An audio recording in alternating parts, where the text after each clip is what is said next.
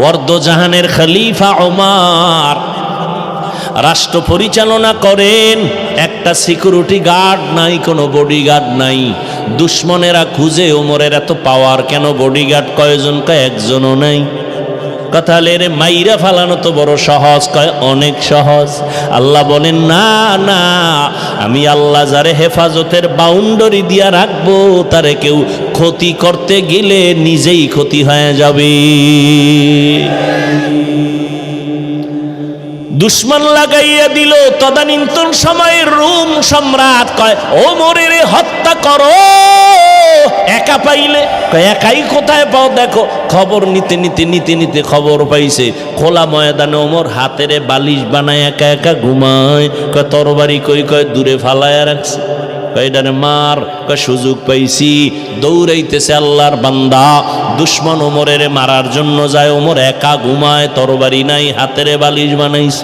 অর্ধজাহানের খলিফা। দুশ্মন তরবারি নিয়া একটু আগায় আবার দাঁড়ায় ভয়। যাইতে যাইতে যাইতে যাইতে কিনারার একটু গেলেই তো কাম ঘটায় দিবে, কিন্তু তাকাইয়া দেখে ওমর একা ঘুমায় না, জঙ্গলের একটা বাঘ ওমরের পাহারা দেয়।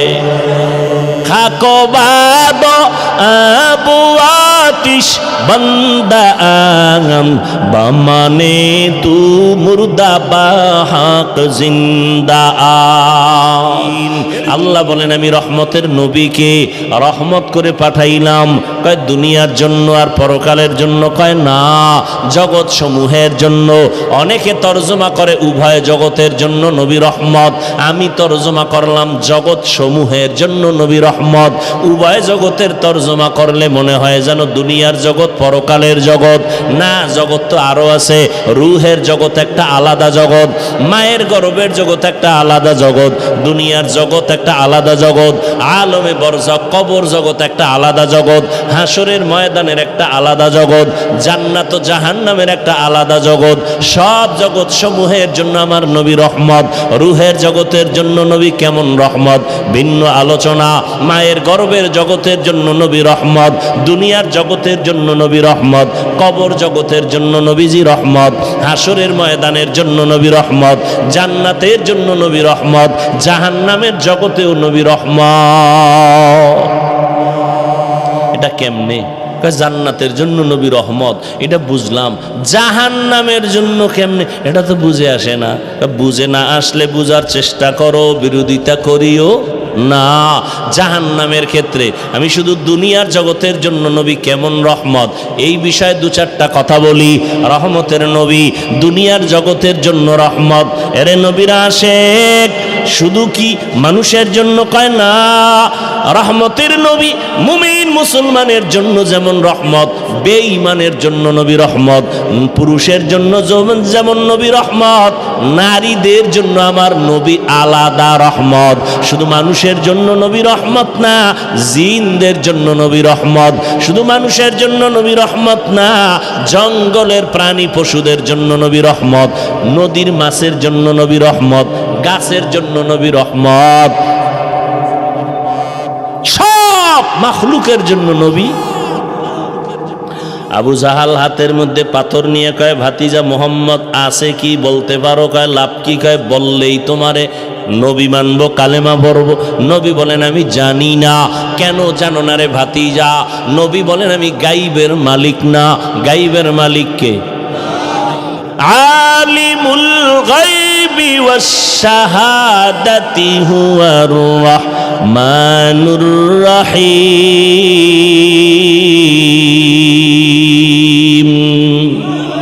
গাইবের মালিক কে? আর কেউ? যদি আমার পীর গায়েব জানে, এর নাম শিরিক। এর নাম কি? আল্লাহ বলেন আমান ইউশরিক বিল্লাহ ফাকাদ হারামাল্লাহু আলাইহিল জান্নাহ। যারা আল্লাহর সাথে শিরিকের গুনাহ করবে তাদের জন্য জান্নাত হারাম। ও দয়ার মালিক, শিরিক মুক্ত ঈমান আমাদের দান করেন। আবু জাহাল বলে আমার হাতে হাতে কি আছে? নবী বলে আমি জানি না। নবীজি বললেন হাতের মুষ্টিতে যা আছো তোমরা একটু আওয়াজ দাও। পাথরগুলো কালেমায়ে শাহাদাত পড়া শুরু করলো। কপাল খারাপ, আবু জাহিল্লা পাথরগুলো মাটিতে ফালায় কয় মোহাম্মদ বড় জাদুকর। কপালে কি নাই?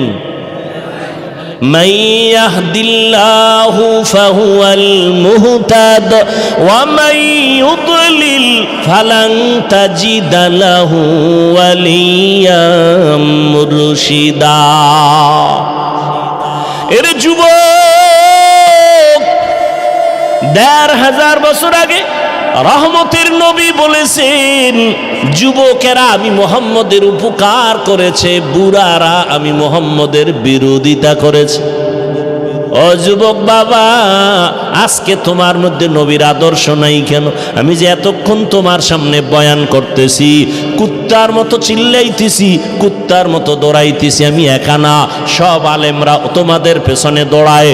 আজকে যদি তোমাকে বাদ দিয়া উচিত ছিল ওই চট্টগ্রামের পাহাড়িয়া এলাকায় যায় বয়ান করা, যেখানে মানুষ মুসলমানের খ্রিস্টান বানায়।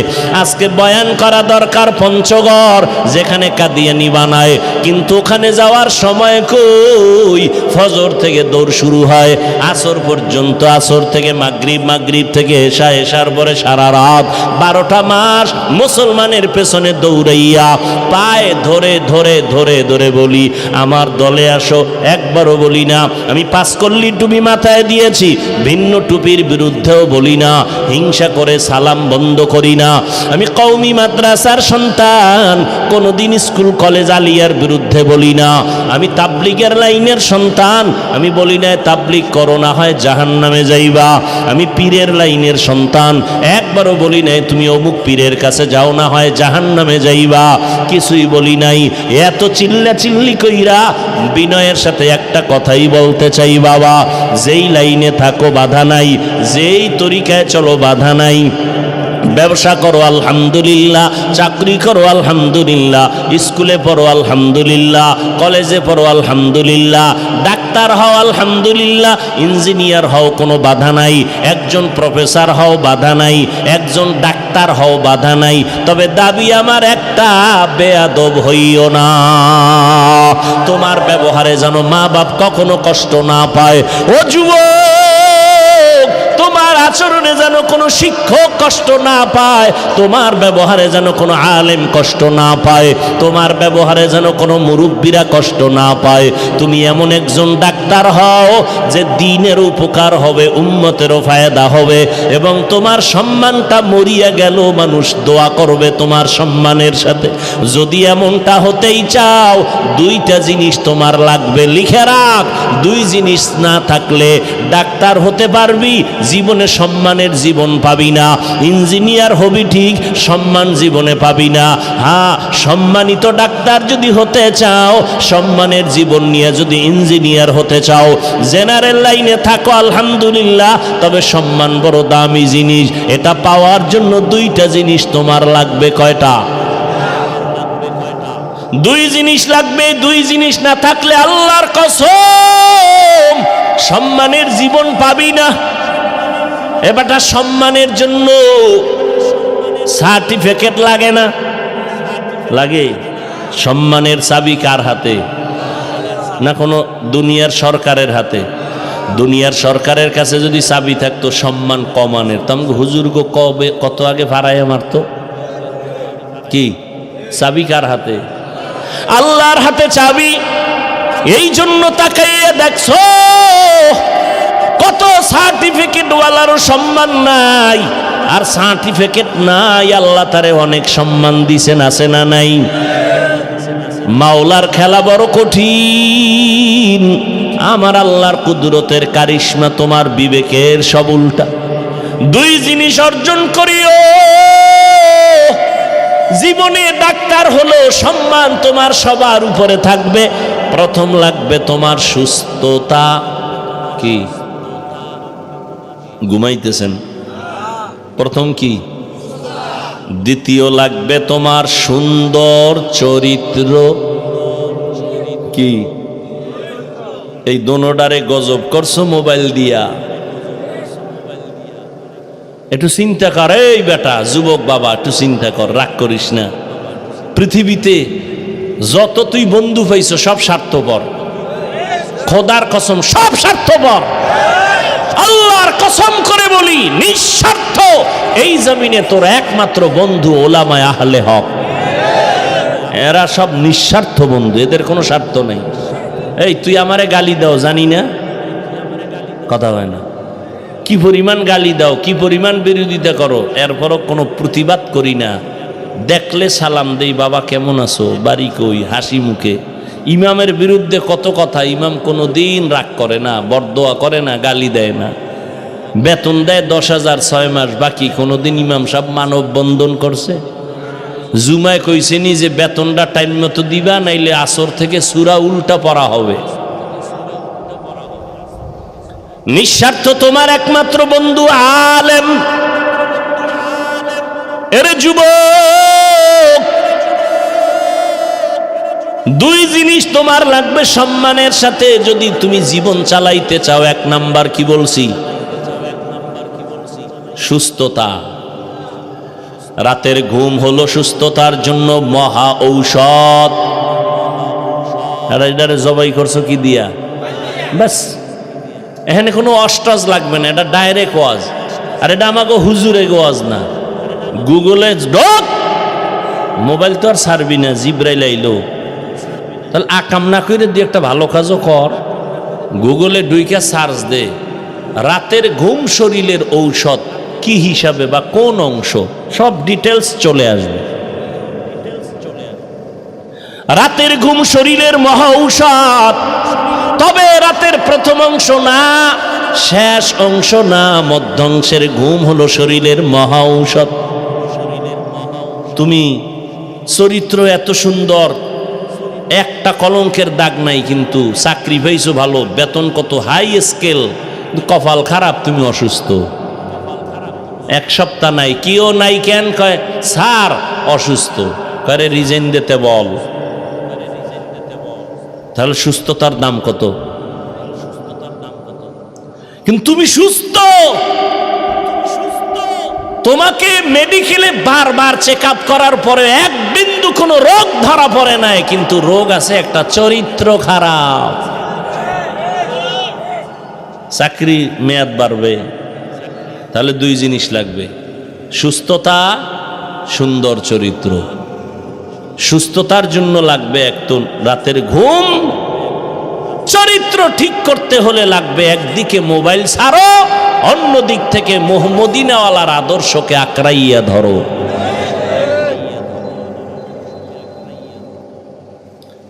এই তুমিও মুসলমান, আমিও মুসলমান, নাকি আলাদা? তোমার আমার আল্লাহ, বলো বলো বলো, তোমার আমার নবী, কাবা, ধর্ম, কালেমা, সব এক। দুনিয়াতে আসছি এক, বিদায় বেলা কাফন হবে 3টা, তাও আমি বক্তার সম্মানে একটা কাফন কেউ বাড়াইয়াও দিবে না।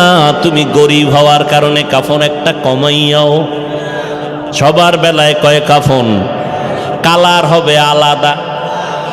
আলেমদের কালার একরকম, যারা আলেম না তাদের কাফনের কালার আর একরকম, তাবলিগওয়ালাদের কালার একরকম, চরমনাইওয়ালাদের কালার আর একরকম। কে ধনী, কে গরিব, কে আলেম, কে মূর্খ, কে ডাক্তার, কে রুগী, কে ইমাম, কে মুক্তাদি, কে তাবলিগ, কে চরমনাই, কে আওয়ামী লীগ, কে বিএমপি। সাদা কাফনে যেদিন ঢুকবি সেই দিন সবার মাস্তানি বন্ধ হয়ে যাবে। কাফনে লেখা থাকবে বড় হুজুরের লাশ, থাকবে মন্ত্রী মহোদয়ের লাশ, সব একাকার। কবরের সাইজও হবে এক, নাকি নোয়াখালী, আপনাদের কুমিল্লা, লাঙ্গলকোটের মানুষের কবর 10 হাত লম্বা হবে, সবার কবরের সাইজও এক। কবরে প্রশ্ন হবে সবার বেলায় 3টা, তাও এক। আমাকে যেই প্রশ্ন, আপনাকেও সেই প্রশ্ন, বেঈমানেরও সেই প্রশ্ন, নারীকেও সে একই প্রশ্ন, পীরকে যেই প্রশ্ন, মুরিদেরও সেই প্রশ্ন। 3টা প্রশ্ন সবার বেলায় এক।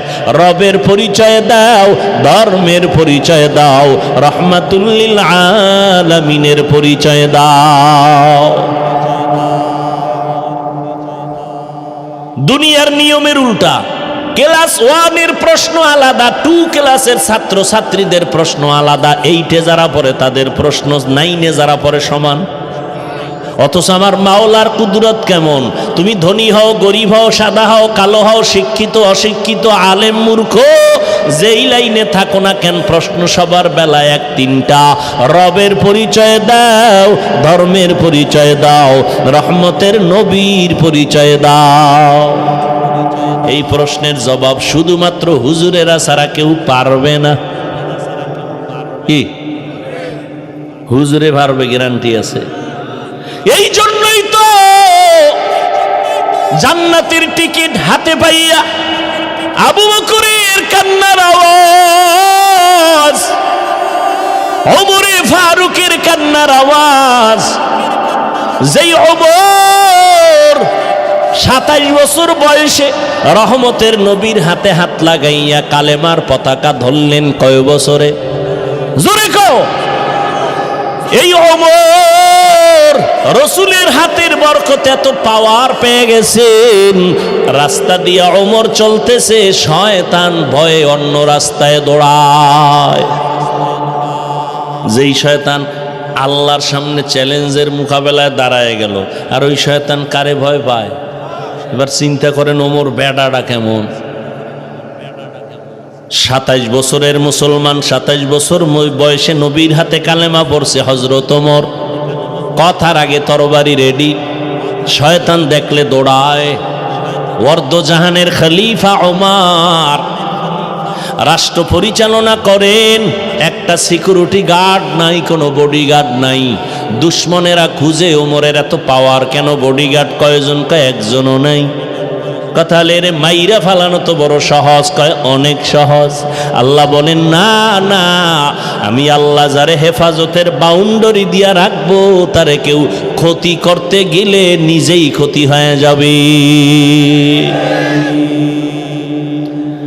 দুশ্মন লাগাইয়া দিল। তদানীন্তন সময়ের রোম সম্রাট কয় ওমরের হত্যা করো, একা পাইলে।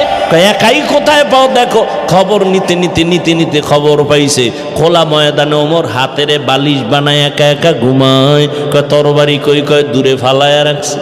কয়ডানে মার। কয় সুযোগ পাইছি। দৌড়াইতেছে আল্লাহর বান্দা, দুশ্মন ওমরের মারার জন্য যায়। ওমর একা ঘুমায়, তরবারি নাই, হাতেরে বালিশ বানাইছে। অর্ধজাহানের খলিফা। দুশ্মন তরবারি নিয়া একটু আগায় আবার দাঁড়ায় ভয়। যাইতে যাইতে যাইতে যাইতে কিনারার একটু গেলেই তো কাম ঘটায় দিবে, কিন্তু তাকাইয়া দেখে ওমর একা ঘুমায় না, জঙ্গলের একটা বাঘ ওমরের পাহারা দেয়। খাকো বাদ আবু আতিশ বন্দা আম বামানে তু মুর্দা বাহাক জিন্দা আদ। এরে যুবক, ওই ওমরের ইতিহাস ভুলে যাইও না রে বাবা। আমি তোমাকে একবারও বলি নাই স্কুল কলেজ বাদ দিয়ে আসো, মাদ্রাসায় হুজুর হয়ে যাও, পাগড়ি লাগাও, বলি নাই। ওখানে থাকো, ডাক্তার হও, ইঞ্জিনিয়ার হও, এসপি হও, ডিসি হও, এমপি হও, মন্ত্রী হও। আমাদের মুসলমান সব লাইনে লাগবে। আমাদের মুসলমানের জন্য গৌরব ডাক্তার হওয়া, ইঞ্জিনিয়ার হওয়া। না গৌরব না?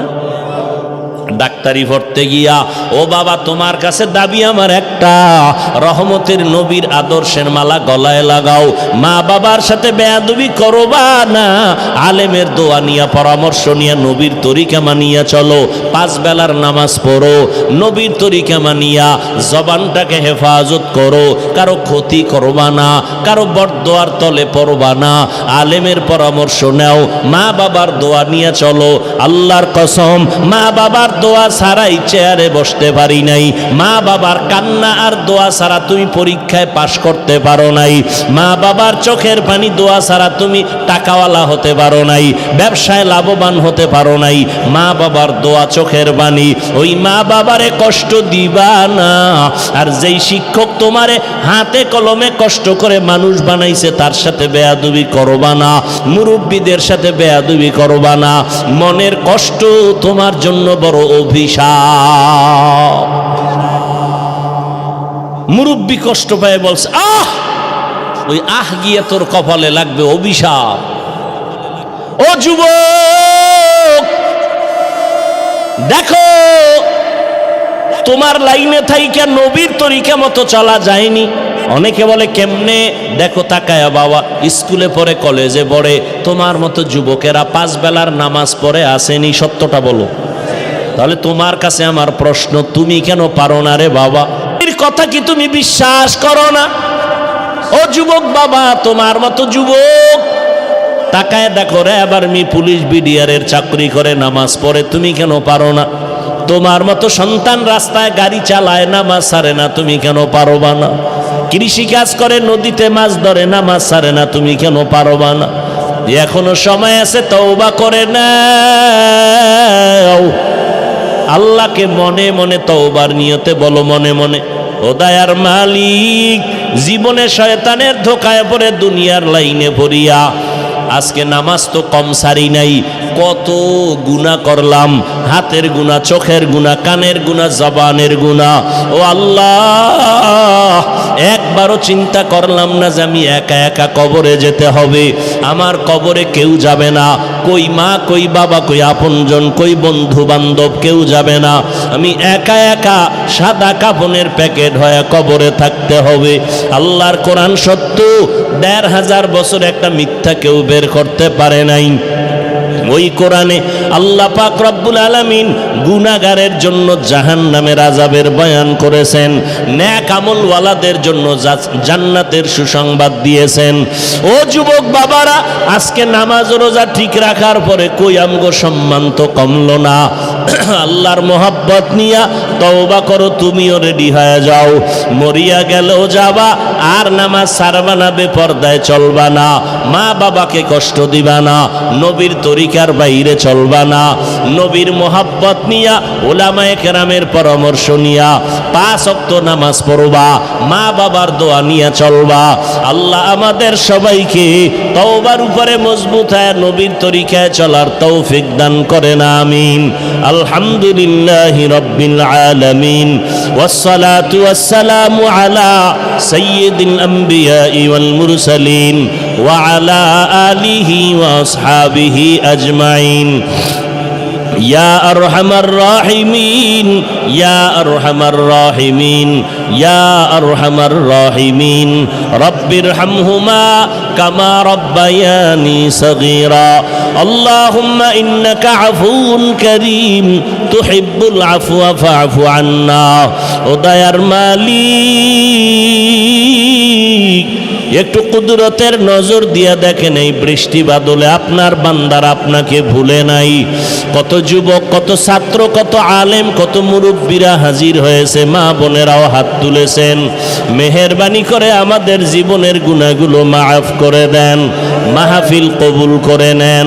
আয় আল্লাহ, সমস্ত এলাকাবাসীকে কবুল করে নেন, ঘরে ঘরে শান্তি আল্লাহ দান করেন, সুন্নাতওয়ালা জিন্দেগি দান করেন। আমার কলিজার প্রত্যেকটা যুবকের দিনদার বানায়া দেন, রিয়া হাসাদ কিবির দূর করে ইখলাস দান করেন। উলামায়ে কেরামের পরামর্শ নিয়ে নবীর তরিকায় চলার তৌফিক দান করেন। 5 ওয়াক্ত নামাজি বানায়া দেন, মোবাইলের গুনাহের থেকে হেফাজত করেন। মা বোনদের আবেদা বানায়া দেন, সন্তানগুলো নেককার বানায়া দেন। লেখাপড়া যারা করে পরীক্ষার্থী কামিয়াবি দান করেন। সারা দুনিয়াবাসীকে মাফ করে দেন। ফিলিস্তিনের মুসলমানের উপরে রহমত দান করেন। ইসরায়েলের জালেমদের জুলুম থেকে হেফাজত করেন। আল্লাহ আমাদের ভেতরে ইখলাস, ইত্তেহাদ, ইত্তেফাক দান করেন। রিয়া হাসাদ দূর করে দেন। আমাদের মা বাবা মুরব্বী যারা দুনিয়ায় নাই, জান্নাতের ফয়সালা করে দেন। যারা বেঁচে আছেন দীর্ঘ নেক হায়াত দান করেন। আমাদের ভেতরে যারা অসুস্থ, সুস্থতা দান করেন। আয় আল্লাহ আদবালা বিনয়ী জিন্দেগি দান করেন। আয় আল্লাহ মাদ্রাসা মসজিদ সহ অন্যান্য শিক্ষা প্রতিষ্ঠান নবীর আদর্শে কবুল করে নেন।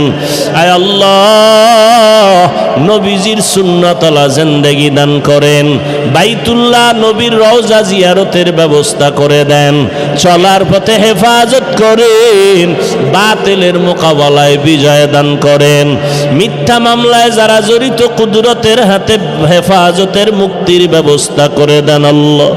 আয় আল্লাহ ইজ্জতের হেফাজত করেন, জান মাল আহাল পরিবার হেফাজত করেন। মুখালেফের মুআফিক বানায় দেন। জাহিরি বাতিনি দুশ্মনদের চক্রান্ত থেকে হেফাজত করেন। আয় আল্লাহ ইজ্জতওয়ালা জিন্দেগি দান করেন, সারা দুনিয়ায় খেদমতের জন্য কবুল করে নেন। সুস্থতার নেয়ামত আমাদের দান করেন। 5 ওয়াক্ত নামাজ বা জামাআত আদায়ের তৌফিক দান করেন। সকল ব্যবসায়ী যারা, চাকরিজীবী যারা, কামাই রুজি ব্যবসায় বরকত বাড়ায় দেন। বিদেশের ঘরে প্রবাসে যারা আছে সবাইকে হেফাজত করেন। আয় আল্লাহ মুসলমানদের এক নেক বানায় দেন, উলামায়ে কেরামদের এক হওয়ার তৌফিক দান করেন। শয়তানের ধোঁকা থেকে আমাদেরকে হেফাজত করেন। নবীজির মোহাব্বতে আমাদের দোয়া কবুল করে নেন। সাল্লাল্লাহু তাআলা আলা খাইরি খালকিহি মুহাম্মাদ ওয়া আলিহি ওয়া আসহাবিহি আজমাইন। আমিন আমিন আমিন বিরহমাতিকা ইয়া আরহামার রাহিমিন। আসসালামু আলাইকুম। ভিডিওটি ভালো লাগলে অবশ্যই লাইক, কমেন্ট এবং সাবস্ক্রাইব করুন।